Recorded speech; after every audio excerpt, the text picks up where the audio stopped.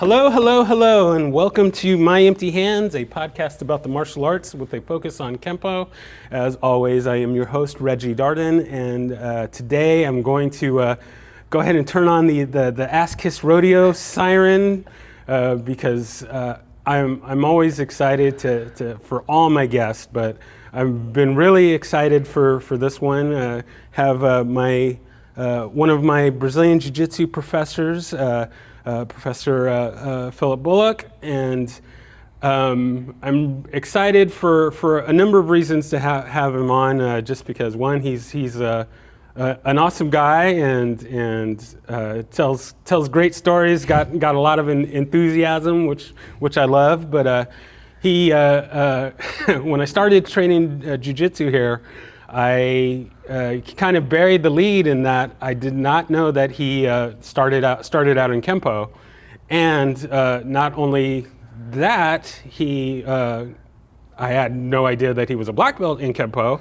and on top of that, he trained with the great Paul Mills. So I was quite stunned and surprised to have all of this information thrust upon me, but I'm excited to have him on and strong arm him to not talk about Brazilian Jiu-Jitsu, at least for a few minutes.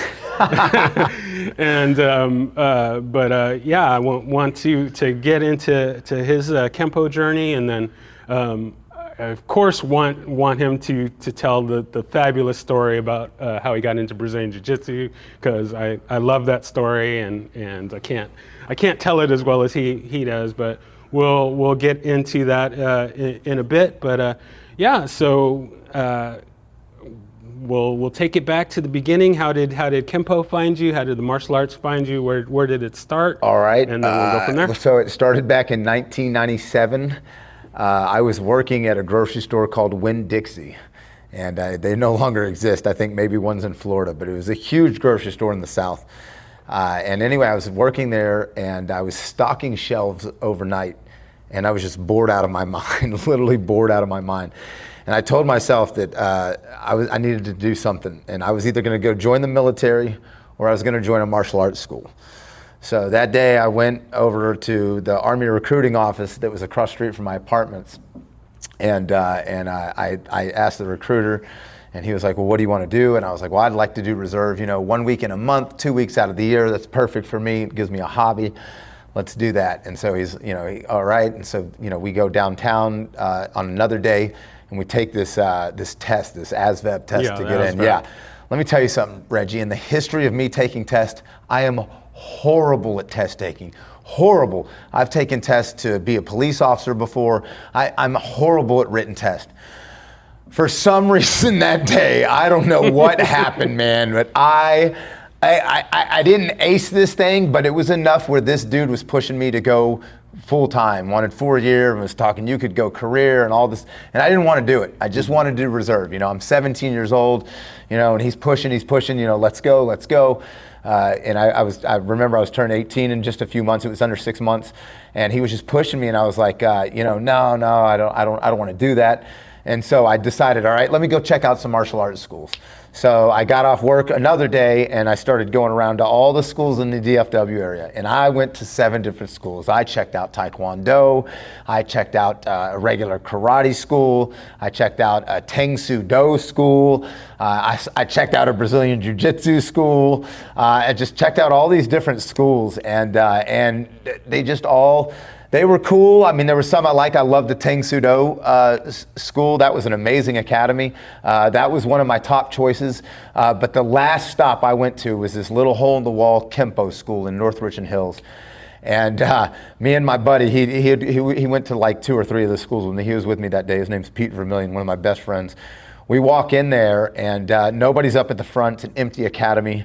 And this big fat guy walks out of the back with a red mullet. And he's like, hey, can I help you, gentlemen? And I'm 17, and I'm like, yeah, is the instructor here? He goes, I'm the instructor. And I was like, really? Like, who the heck is this guy? And so anyway, I had checked out so many schools. I was just, all the instructors said they're the best because of this. And I really, being a typical teenager, Wasn't trying to listen to this guy spill. So he was trying to say, oh, Kenpo was designed, for a lethal street martial art and, blah, blah, blah. And I was like, yeah, whatever. And I was basically discrediting everything he was saying. Not discrediting, but it was just like I didn't believe him. And finally he goes, no, if somebody throws a strike, we can stop them in their tracks. I can follow up with different strikes. It's one of the fastest martial arts. And he goes, why don't you throw a punch at me? And I was like, what? And he goes, yeah, throw a punch at me, I'll show you. And I looked at my buddy and goes, hit him. I was like, all right. So I threw a punch, and man, not only did I hear this, I felt this like I was getting shot by a machine gun. And the next thing you know, I hit the floor, and I'm looking up, and this guy is in his Kenpo stance, and his eyes are wide open. And he's just staring at me, and I'm like, all right, yeah, this is awesome. I'll sign up for sure. And so I left that day. I went and got my money out of the Wells Fargo Bank, and I signed up at 17 years old, and I got started training, man. And that was my first Kenpo experience. And so I was under Keith Gorham at the time. He was in North Richland Hills, and he was in the AKKI, the American Kenpo Karate International, and that is Paul Mills Association. And that's where I started, man, in 1997. And I got to work. And I went through all my colored belt tests. We did well, and then I tested for my black belt in Las Vegas in 2000 in front of Paul Mills and the entire board. And that's when I got my black belt. And so it was pretty cool. And it didn't stop there. I kept training. So nice. Now, did you do any other while you were doing Kenpo? Not while I was doing Kenpo, no. Don't get me wrong. I played around with stuff, like you do. You watch a movie and you're like, oh, let me try this judo throw. And we played around with stuff, but I didn't actually go to another academy and train. I learned nunchucks on my own by watching, the videos and books back then, because we didn't have the internet. I mean, we did, but it wasn't like it is today. We didn't have cell phones with cameras and all that. So I had the Bruce Lee Jeet Kune Do book, and I was always studying, man. Just like you, I'm a nerd of the martial arts. So I taught myself nunchucks, not proficient at all, but to where I can spin them on my hand and behind my back. And then of course in Kenpo we learned knives and sticks, which was amazing. And no, I didn't train any other martial art up until 2002. But before that, it was strict Kenpo, man. I mean, I was a Kenpo nerd. I was that guy, dude. I was that guy. I have a Kenpo tattoo on my arm right here. That's the universal. Learning things. I didn't even realize that. That's the AKKI universal symbol from Paul Mills. And it distinctly resembles Ed Parker's universal patch that he had, just a little bit more entwined. So, and I'll never cover that up, man. That means a lot to me. I got that in 1998. And, rest in peace, Paul Mills, man. What an amazing Kenpoist, dude. He's, in my eyes, after Ed Parker passed away, still to this day, one of the best Kenpoists ever to walk the face of the earth. I don't think there will ever be another Paul Mills. Ever, ever, ever. He could make yellow belts move faster than second and third degree black belts, man. It is insane. Absolutely insane, dude. The guy was like a Kenpo god, man. And I was lucky enough to be in his association and learn from him. And it was a great ride, dude. Gotcha. Now, when did you start? When did you get to kind of train with him officially, or? That's a good question, man. And I pardon my memory. This is 25, 27 years ago that all this stuff happened. Let's see. So Mr. Gorham broke away from the AKKI. And, he gave us a spiel like, I need to just part ways and blah, blah, blah. And, and he really didn't give us a really good answer of why he left. But I was loyal to my instructor, and he said, nothing's going to change, because I love the AKKI. I love the speed, and there's nobody else to teach it around here. So if we're going to continue in that direction, we're just not going to be associated with it, fine. So I stuck with Mr. Gorham. But man, he started changing stuff up. And he started to get where he asked me to slow down my techniques in a technique line. And I just couldn't get behind that. So my friend and good friend, Mr. John Connolly, who was a 5th or 6th degree black belt in the AKKI at that time, lived in Hearst. Now, he didn't have a school because he was a pilot for American Airlines, but he taught out of his garage. So I just called him up and said, hey man, I'm not down with what he's teaching, man. And I called Mr. Mills and he was like, yeah, I get with John. And so we got together. And then so when John was always flying, so me and another group of friends that we would all black belt, we would just fly out and see Mills twice a year, either in Evanston or Vegas, where he held his camps, and we just do his international camps and get to train with him, man, which was, like I said, an amazing. If you have never been hit to this day, and I've done Muay Thai, I've sparred, I've done MMA training, I have never been hit harder in my life than from Master Paul Mills. Absolutely insane, dude. This guy will wreck you, dude.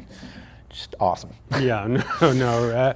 Out of the who's who in Kenpo, yeah, Paul Mills is his name is right up there with all the greats. So. Well, good. That's good to hear. I've been out of the Kenpo realm for a long time, so it's good to hear that, man. Because he passed away a couple of years ago, and it's I tried to go to his funeral, but they had a huge blizzard snowstorm that snowed everybody in, and I knew I wasn't going to make it back on time, so I didn't get to go. But man, I still rep my AKKI Letterman jacket. I mean, Paul Mills is an amazing martial artist, and I was very lucky to be able to learn from him, very lucky to be involved in his association, very lucky to be on his board of black belts when he did his test. That was very cool. He invited me and a couple other of the Texas guys to sit up on the board, and it was just an amazing experience, man. It really, really was. So I'll always be thankful for that. Excellent. So we're probably gonna jump around because I want to make sure that, well, we're gonna jump to the Brazilian Jiu-Jitsu side because I love the story and I want to make sure that we get it on record. So let's fast forward to, let's see, Goran broke away in like 2002 or something. I went under Mills, and then I opened up my Kenpo school, an AKKI certified Kenpo school in Hearst in 2004. And so I ran that academy for 2 years. And then unfortunately my father passed away in August 1st of 2006. Did not take that very well. Anyway, August 21st or 22nd of 2006, one of my black belts, a good buddy of mine and a black belt that was teaching at my academy, said, hey, let's go try out Brazilian Jiu-Jitsu. And I said, I don't want nothing to do with that art. And he's like, why not? I was like, that's a bunch of sweaty men rolling around hugging each other. That's not for me, dude, at all. And he goes, no, come on, man. You always have an open mind, man. We need to try it, dude. And I was like, no, I'm not going. It's stupid.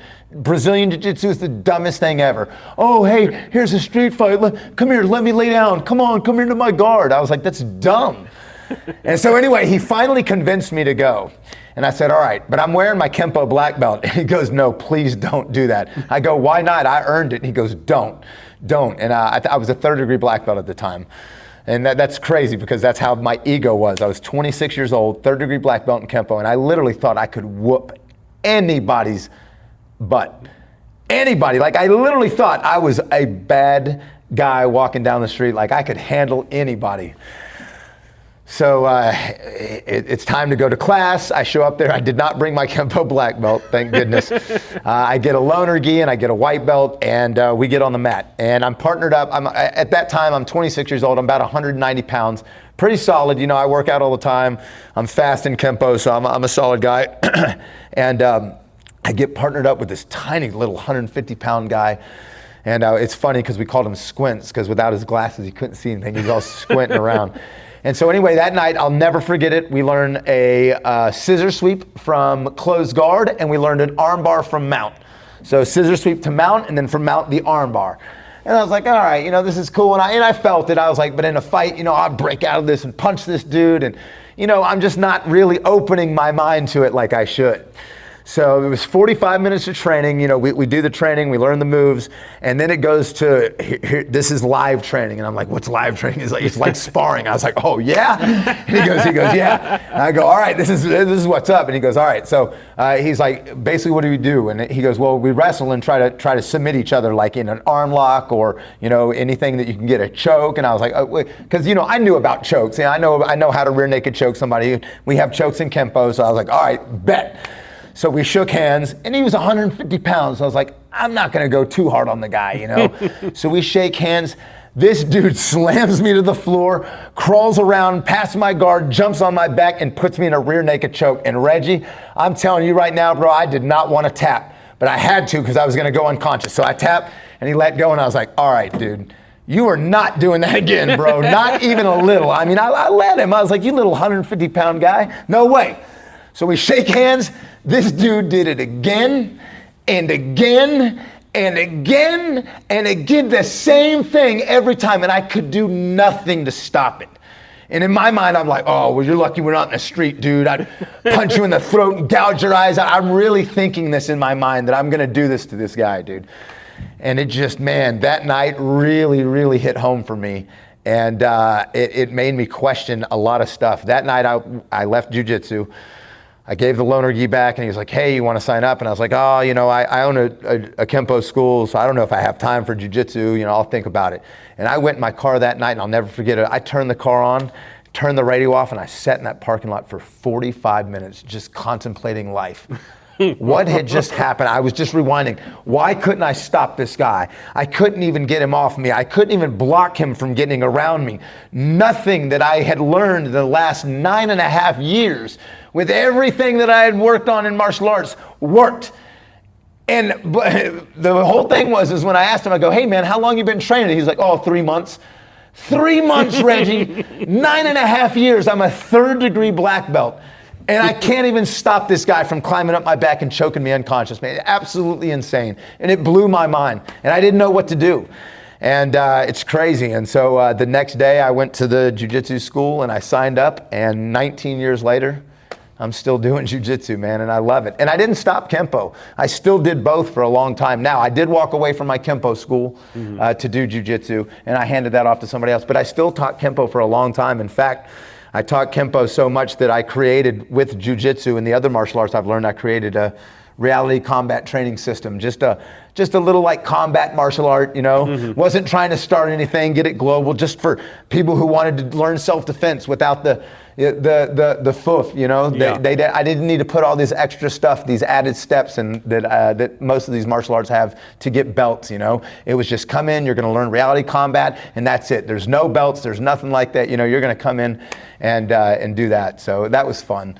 But you know where my heart is, man. It's on the jiu-jitsu mats, dude. Oh yeah, no, that's why I wanted to make sure we covered you know, the jiu-jitsu side. I still do my time. I'll go on a heavy bag. I can still do time drills. I'm still quick, man. I'm still fast. I can still strike fast, you know, from a Kenpo's perspective. So, yeah, dude, I love Kenpo. I've got nothing bad to say about it. Gotcha.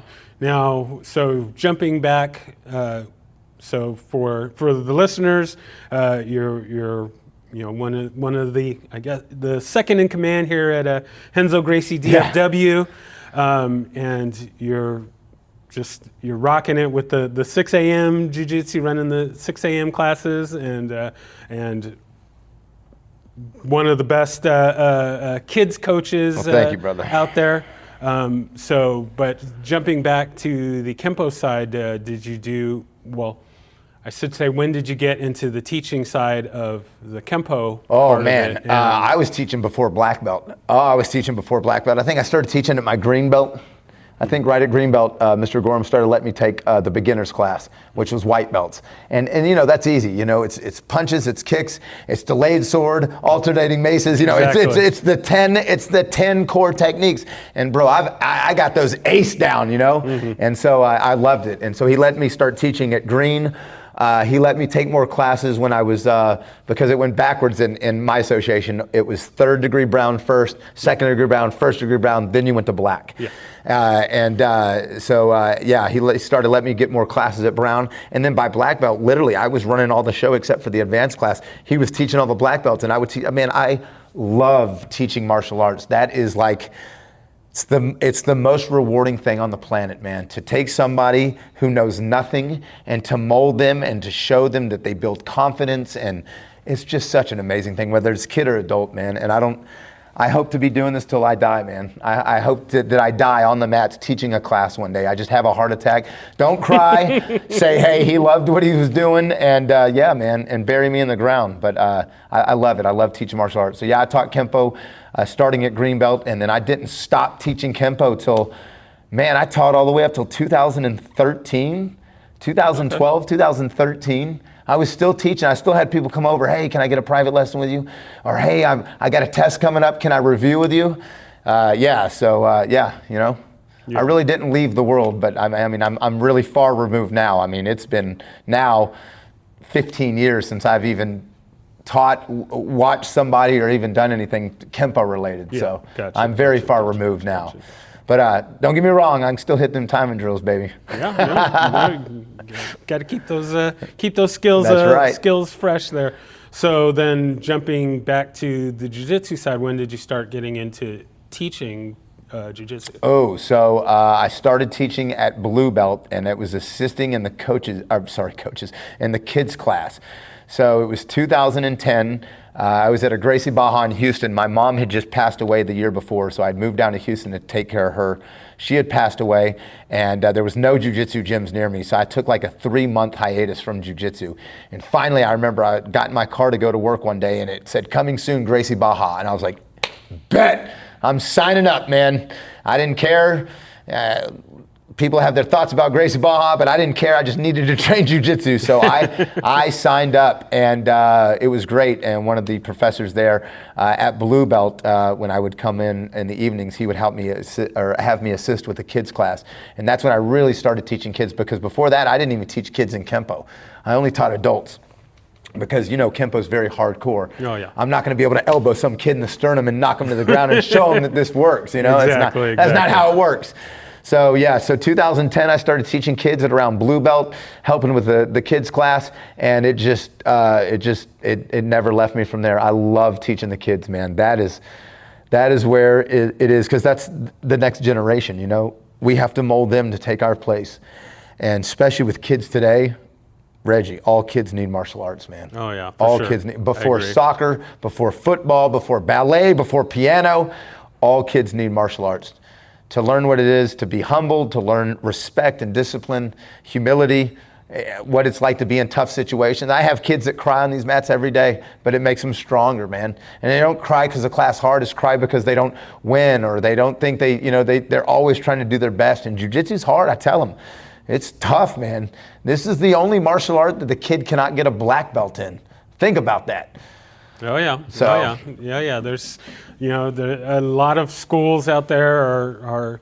I mean, I've been listening to a lot of podcasts and stuff lately, and hearing people talk about this black belt contract that when you're signing up for the class. Oh, okay, in 2 years, you're going to have your black belt on this such and such date. We are going to give, like, that blows my mind. I can't even fathom knowing a specific date on my first day of when I'm going to get my black. That makes no sense at all. It's a marketing scheme. That's exactly what it is. It's a marketing scheme. And unfortunately, karate, not Kenpo in particular, but just all karate, it's very hard to find the hardcore schools. Karate now has gone away from, I mean, let's be honest, back in the 90s and the early 2000s, Kenpo was hardcore, man. I mean, bro, I got the crap beat out of me to get my black belt, dude. It wasn't this pity-patty stuff. I mean, I was getting ribs broken. We were breaking shins, kicking each other. I mean, bro, we damaged our bodies, man. We got nasty, dude. Oh, yeah. I was punching what are they called? Makiwara. Yes, the Makiwara boards. I was punching those, trying to toughen my knuckles up, man. We got down, dude. And now you walk in, in some of these schools, it's pity-pat playtime, dude, and I'm like, what is going on, man? I brought up a few times at the school where it's sparring class night, and all of a sudden everybody has things to do. Yep. Interesting. Like you're there every other day training. You're fine with working your forearms and everything else, but make sure you bring your sparring gear on Thursday. Oh, you know what? My mother-in-law's coming into town, and I got a roast in the oven. And it's like. But here's the thing: sparring really will show you where you're at in technique and skill. Oh, for sure. Because let's be honest, and I hope I don't piss anybody off, because like I said, I love all martial arts. But in theory, in a fight, unless you know how to get the timing down from punches and the guy moving around, nobody's going to throw a punch and stand there with their arm out and give you enough time to knock out a 10-hit technique, you know what I'm saying? Oh, yeah. Graft onto 5 swords. But if you can, in sparring, if you can get those timings down where you hit the jab and get to the face, now you can follow up with strikes. Now the dude's not going to be there, and you're going to have to move and get in sequence with what's happening in the fight. But it's there. Don't tell me it can't be done. I used to do it all the time. I'd get in on a block.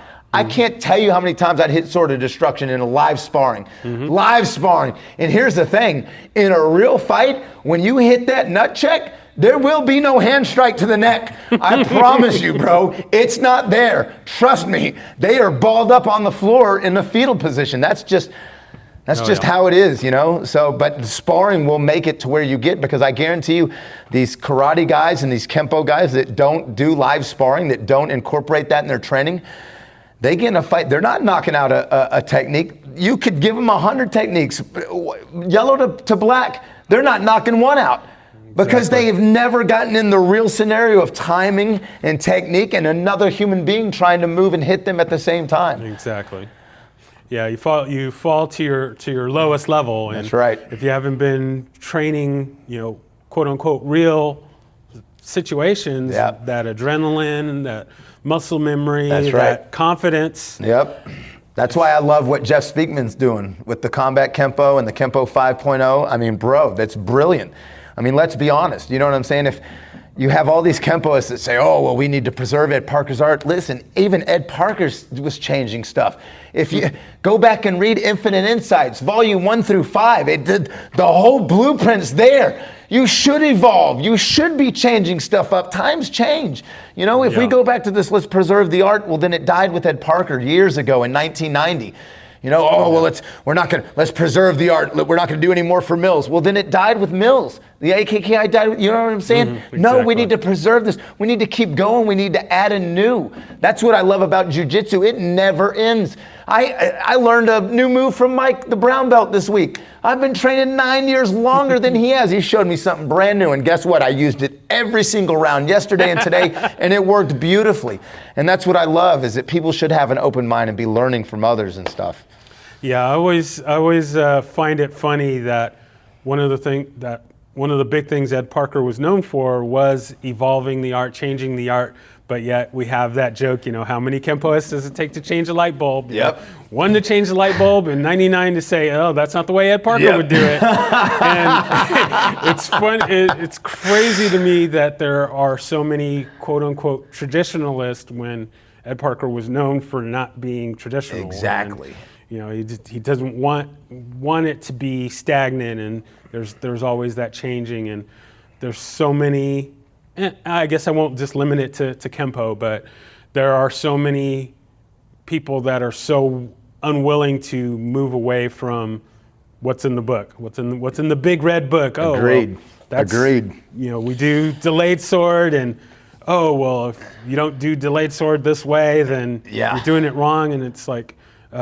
So my instructor, Mr. Piper, we've done this exercise a number of times where how many techniques we're just going to take delayed sword, and how many different things how many techniques and stuff can you build off of delayed sword? Yeah. And we're the saying, number's infinite. Yeah, exactly. It is. Exactly. It's infinite. We would be like, oh well, maybe 5, 6, 7. It's like, no, you could.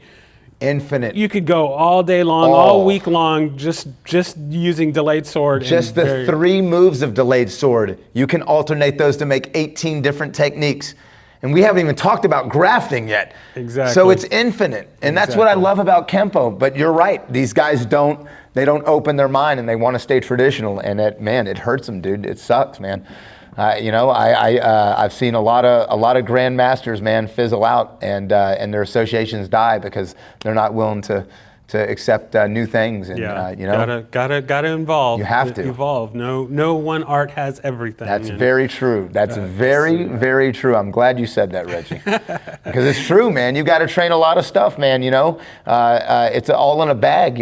I tell everybody all the time. They're like, "What's the best martial art in the world?" Well, that depends on who you ask. You know, there are people that have done Kenpo, and Kenpo has saved their butts in several fights. There are people that have had Jiu-Jitsu save their butts in street fights. But I mean, any given day, I can take a wrestler and have him smoke a 5th degree black belt in Kyokushin, just putting him on his butt on a concrete. And in that same day, I can have a Brazilian Jiu-Jitsu guy choke out a wrestler. And the best thing is to train all things, like Bruce Lee said, take what's best, what works for you, and discard the rest. If it doesn't work, that's fine. And that's what, like I said, that's what I love about jiu-jitsu. Like my professor, Greg, is very different than me. I don't have his jiu-jitsu. Do I learn from him? Yes. Do I have his techniques? Yes. But his jiu-jitsu game and my game are very, very different. He's 6'4" and 210 pounds. I'm 6 foot and 155 pounds. Very, very different body styles, very different journeys, very different jiu-jitsu. And that's how it should be. If one instructor says, no, you have to do it like me all the time, well then, like we said, the art dies with them, man. And who wants to have that? Gotcha. So the other day I was part of or in witness of a conversation to where we're talking about what it means to be a black belt, and so it was, you know, there's a certain person that will remain nameless, but got their rank rather quickly, and there was a lot of debate about that. But because in any art there isn't really a standard of what it means to be a black belt, what it means to earn a black belt, you know, how long it should take, and all these things. So it got me thinking that I wanted to start asking this of all the guests is to you, what does it mean to be a black belt? What does it mean to earn a black belt? And, you know, whether it be Kenpo or Jiu-Jitsu or whatever. Yeah, that's a very good question, a very wide question, because like you said, it varies on different levels. To me, I would say somebody that can show the skills of being a black belt, and obviously that ranges for different people. I don't expect a 21-year-old black belt. I don't expect somebody at 80 years old testing for their black belt to be able to do what a 21-year-old does. You know what I'm saying? But to have the knowledge, to have the skill to produce that they've learned the knowledge in that time. And then the way they carry themselves, man. I've always said this, man. You have to be a black belt on the mats, and you have to be a black belt off the mats. I have known so many black belts that are just straight up D-bags, man. Pieces of crap, trash, never do the right thing, you know, egotistical, driven. So, you know, just because you have a black belt doesn't make you a good person. And so it just depends. But to me, the black belt needs to have honor, needs to have discipline, needs to have respect, needs to be humble. And like I said, be able to show his skill. You know, when somebody comes in here, especially in jiu-jitsu, it's much harder in jiu-jitsu because you know, let's say you go to a karate school, a Kenpo school, something like that. The instructor has nothing to prove. They got their black belt. Their fighting days are over. In jiu-jitsu, that black belt is expected to mop the floor with everybody in the room. And I don't know why that is, man. It blows my mind. I tell people all the time, I go, do you realize jiu-jitsu is the only art on the planet where they expect the coaches to do just as much as the players? Nowhere else in that does exist. You'll never see Bill Belichick line up, you know what I'm saying, with the offensive line. He'd get smashed. You know what I'm saying? You'll never see Pat Riley out there, you know, shooting 3 free throws. It doesn't happen. But in jiu-jitsu, they expect me and Greg to hammer everybody in this gym. And the reality of it, that just doesn't happen all the time, you know? I'm a small guy. It's jiu-jitsu. I get caught. There are big guys and there's good guys here, you know. And Greg smashes me all the time. But that's what I love about jiu-jitsu. It keeps you humble. But yeah, it's crazy, man. It's crazy how it varies between art and art, man. But yeah, I just think, like I said, being humble, having the skill to demonstrate, making sure that you have discipline and respect, and that you can show those skills on and off the mat. Right on. Yeah, that's it. It's always funny to me how, well, kind of like you said, it's the black belts are expected to be able to totally smoke everybody, and just kind of with everything we can have our off days or whatever, and but we still need to push ourselves and I think where I'm trying to get to is I know we've kind of talked about this before, but not being afraid to ask the black belt, like, hey, like let's roll. Yes, yes. There's an old, and there's people in DFW that still carry this tradition. It's so dumb. There's old school jiu-jitsu guys, apparently, and I never had this with anybody, but apparently it's like disrespectful to ask a black belt to roll. That's the dumbest thing ever. If you want to roll with me, come ask me to roll. If I don't want to roll with you, or I'm tired, or I'm injured or something, or I will tell you no, very politely. I'll be like, hey, not today, I'll get you on the next round. No big deal, but don't be scared to ask me. That's just dumb, dude. I'll roll with anybody, anytime, anywhere. I love jiu-jitsu, man, and I love, it's a human chess match to me. It always intrigues me, intellectual, because no roll's ever the same, even though we do the same moves. So I encourage that, man. If you're a white belt in jiu-jitsu, or you're a white belt in any art, Kenpo, Kyokushin, Muay Thai, whatever, ask your instructor all the questions you can. That's what they're there for.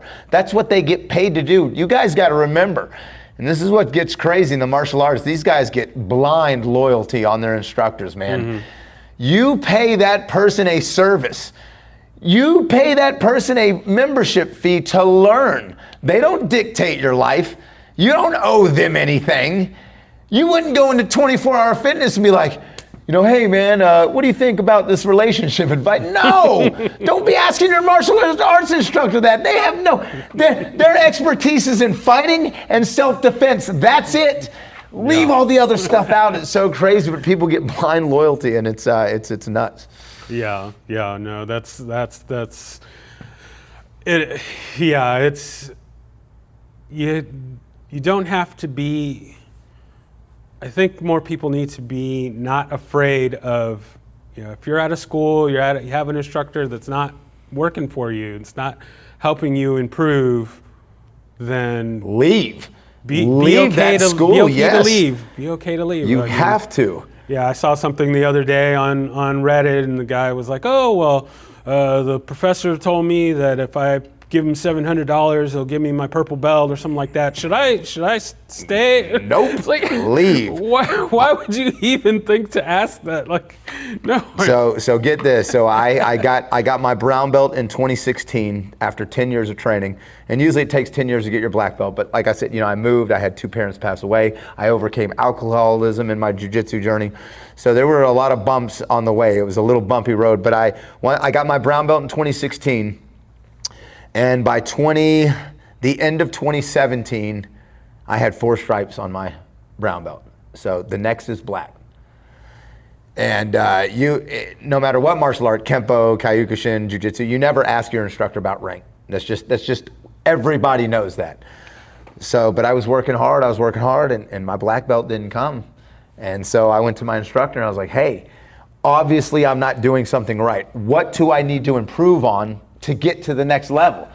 And he's like, oh, no, you're good. Don't worry about it. Just keep doing what you're doing. Keep running the school and teaching the classes.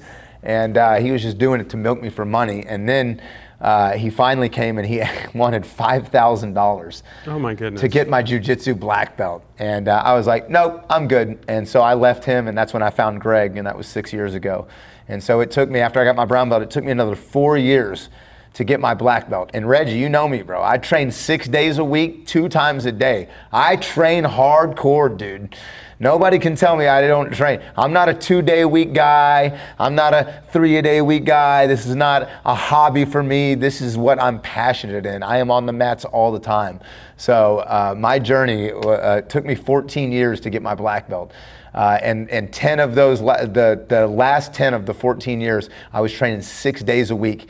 Anybody else that would start their journey in 6 days a week, they could probably get their black belt in 8-9 years, dude. And it took me another 10 after that. So, but like everybody says, everybody's journey is different. Don't compare yourself to anybody, right? Comparison is the thief of all joy. If you're sitting there and, and this happens, it happens in all martial arts. You're training for a while, you got a partner that's been in the class, and you're better than them at the technique line. You're smoking them in techniques, your forms look better, and all of a sudden, the instructor comes up and gives them a promotion. Yeah. And you're like, what the hell? You know? Yeah. But you can't do that. As tough as it is, because I've been there, it sucks. But as tough it is, you're not on their journey. You have no idea what they did, you know? That guy could have been taking 15 private lessons behind your back. You don't know. Did you ask him? You know, he's trying. He's doing his best, you know? Just because you're better skilled doesn't mean that you deserve the promotion, so. Exactly. Well said. All right, so we're going to move into our lightning round here. Got a few little questions as we head towards wrapping up here. All right. So I guess it's usually kind of limited to Kenpo, but I'll answer all the Kenpo stuff, dude. It's all good. We'll keep this open so you can answer any way you like. I'll answer it in Kenpo for sure. For sure. First question being, do you have a favorite technique? Oh, I do. Hands down, 5 swords, brother. Yes. And that's everybody's favorite technique. But it's so great because if you think about it, the first move, when you get that outward block with the left hand and you hit that outward hand strike to the carotid artery, it opens up. I mean, have you ever been hit with that move? Like really hit? It opens up the body for so much. And that's what I love about it, because I think of 5 swords as like the blank canvas, right? Mm-hmm. And you have the paintbrush. And it's up to you, brother. You can paint whatever picture you want to. So I know that's everybody's favorite move, and people are gonna get tired. I love 5 swords, brother. That is my all-time favorite technique. Second one, delayed sword, hands down, bro. I love just the good old basic.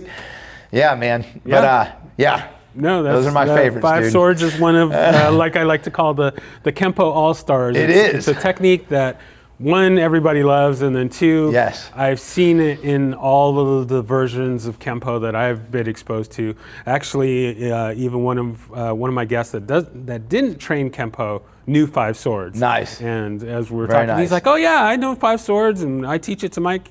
It's like, you're not even a quote-unquote Kenpoist. Yep. He's like, no, it's a good technique. When it comes to weapons, I love like Eye of the Storm, Storm of Destruction. I love using those techniques when teaching stick stuff because they work beautifully.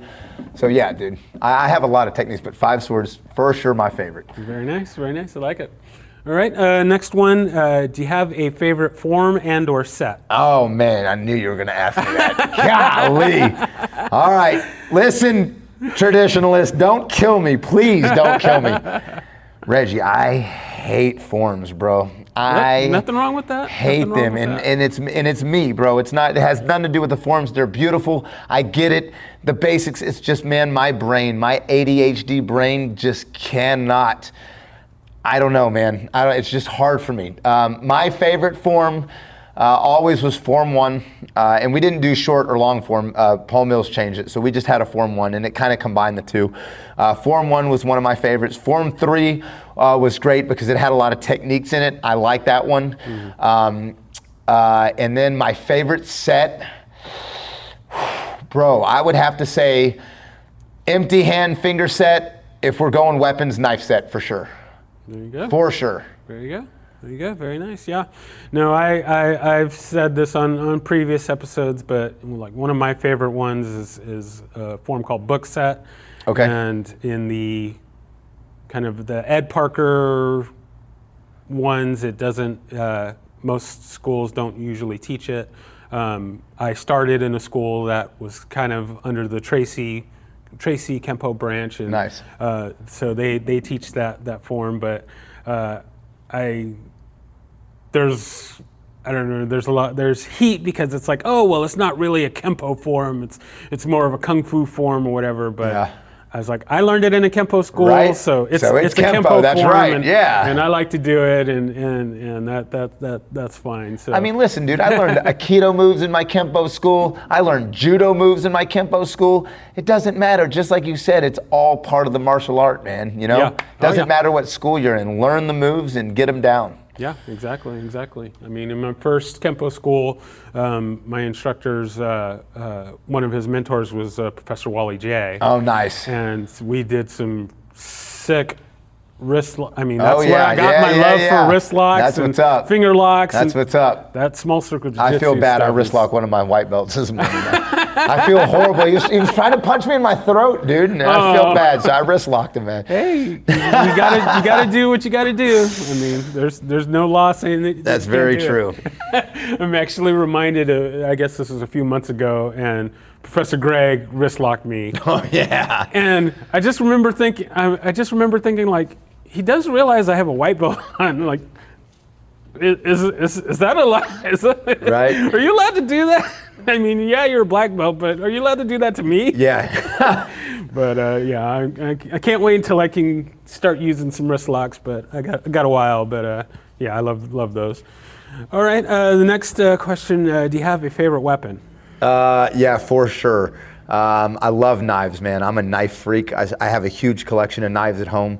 And what's funny is I love knives. I don't carry one on me at all. But I love knives. I can work them. I teach knife.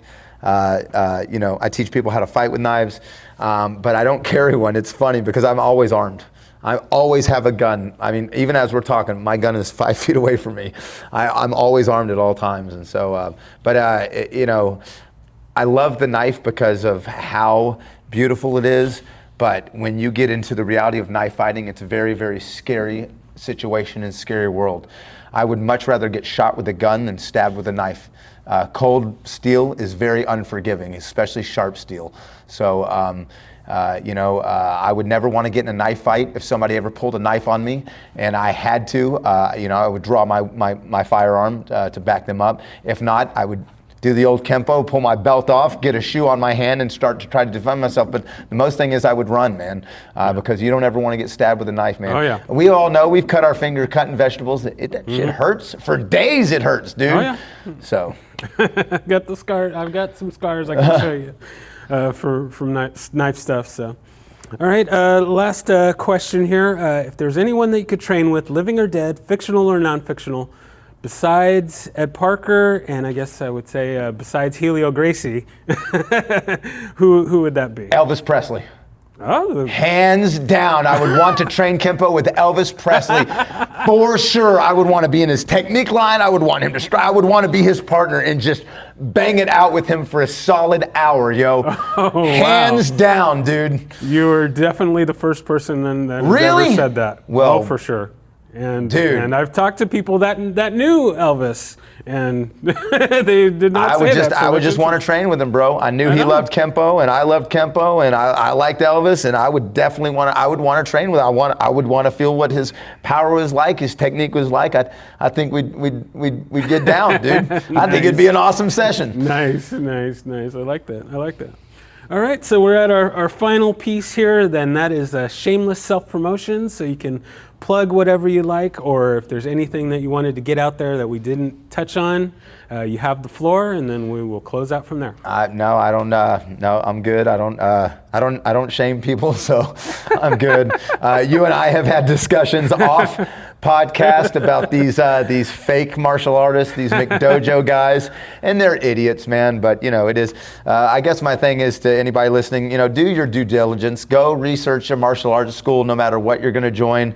Research the instructor, do background checks on them, make sure they're not, they don't play with kiddies, they're not pedophiles, make sure they're not wife abusers, make sure that you're going to get into a good, wholesome academy and that you get around and surround yourself with good-hearted and like-minded people. That's the best advice I can give anybody.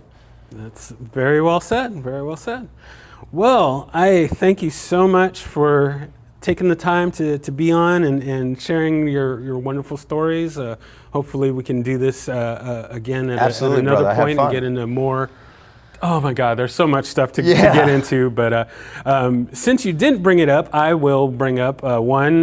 You are co-host on the Legends and Dragons podcast. Yes, so, yeah. I will make sure that links for that get into the show notes. You do that with one of the previous guests, Jimmy, and you guys are. Oh my God! Yeah, we're a little crazy.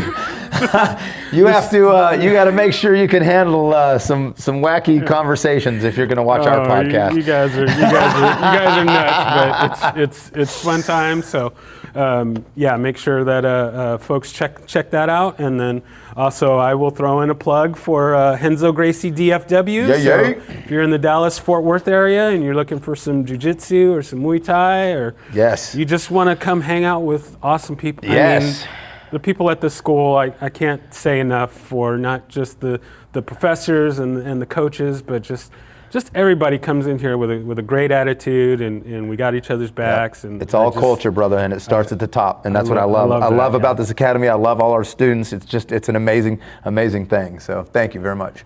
All right, so that is all, and I can't wait for everyone to hear this, and we will talk soon. Thank you, brother. Thank you for listening to My Empty Hands. If you enjoyed the show, please share it with a friend. If you didn't enjoy it, please share it with an enemy. If you'd like to be a guest, or if you would like to recommend a guest for the show, please email me at podcast@talkingkenpo.com. Thank you.